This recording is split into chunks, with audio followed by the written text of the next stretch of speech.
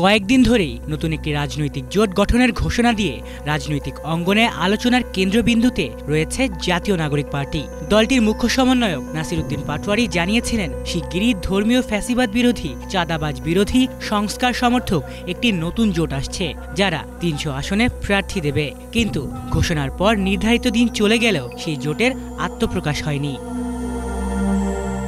রাজধানীর শহীদ আবু সাইদ কনভেনশনে বৃহস্পতিবার সকালে নতুন জোট আনুষ্ঠানিকভাবে আত্মপ্রকাশ করবে, এমন খবর গণমাধ্যমে প্রকাশিত হলেও দিন শেষে তা বাস্তবে রূপ নেয়নি। এনসিপির যুগ্ম সদস্য সচিব ও মিডিয়া সেলের সম্পাদক মুশফিকুস সালেহীন সেই সংবাদকে ভিত্তিহীন বলে জানান এবং বলেন, এনসিপি এখনও কোনো দলের সঙ্গে আনুষ্ঠানিক বৈঠকে বসেনি। জোট নিয়ে দলের অবস্থানও পরিষ্কার নয়। দলের আহ্বায়ক নাহিদ ইসলাম আগেই বলেছিলেন, এনসিপি কারো সঙ্গে সমঝোতায় যাবে না। কিন্তু পরে নাসির উদ্দিন পাটোয়ারি জানান, সমমনা ভাবাপন্ন রাজনৈতিক শক্তিগুলোর সঙ্গে পথ খোলা। গুঞ্জন আছে, এনসিপির সঙ্গে বেশ কয়েকটি দলের কথাবার্তা চলছে, যদিও কোনো কিছুই এখনও আনুষ্ঠানিক নয়।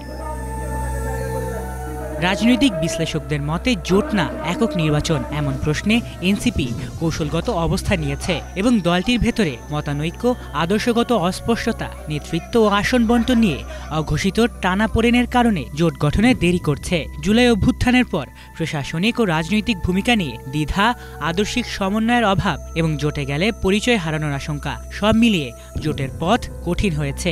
এনসিপি বলছে, কার্যকর আলোচনা না হলে কোনো ঘোষণা আসবে না, তাই জোট এখনো ঘোষণার দোরগোড়ায় আটকে আছে, বাস্তবে নয়। এদিকে আপ বাংলাদেশের আহ্বায়ক আলী আহসান জুনায়েদ বলেন, জোট গঠন প্রক্রিয়া পিছিয়েছে, আলোচনা চলছে, তবে আনুষ্ঠানিকভাবে এনসিপি তাদের কিছুই জানায়নি। এবি পার্টির সহ দপ্তর সম্পাদক মশিউর রহমান মিরেও জানান, মাঝরাতে হঠাৎই বৈঠক স্থগিত হয়েছে এবং শরিক দলগুলোর ভেতরের কিছু আলোচনার কারণেই দেরি হচ্ছে। তিনি দাবি করেন, এনসিপির ভেতর কোন্দল রয়েছে এবং আপ বাংলাদেশকে না নেয়ায় জোট চূড়ান্ত হতে আরও সময় লাগছে, এমনটাই খবর বেশ কিছু গণমাধ্যমের। বৃহস্পতিবার সকালে শহীদ আবু সাইদ কনভেনশন সেন্টারে জোট ঘোষণার প্রত্যাশায় সাংবাদিকরা গেলেও কোনো রাজনৈতিক নেতা উপস্থিত না থাকায় তারা হতাশ হয়ে ফিরে যান। আলিফ চৌধুরী, বাংলা ভিশন।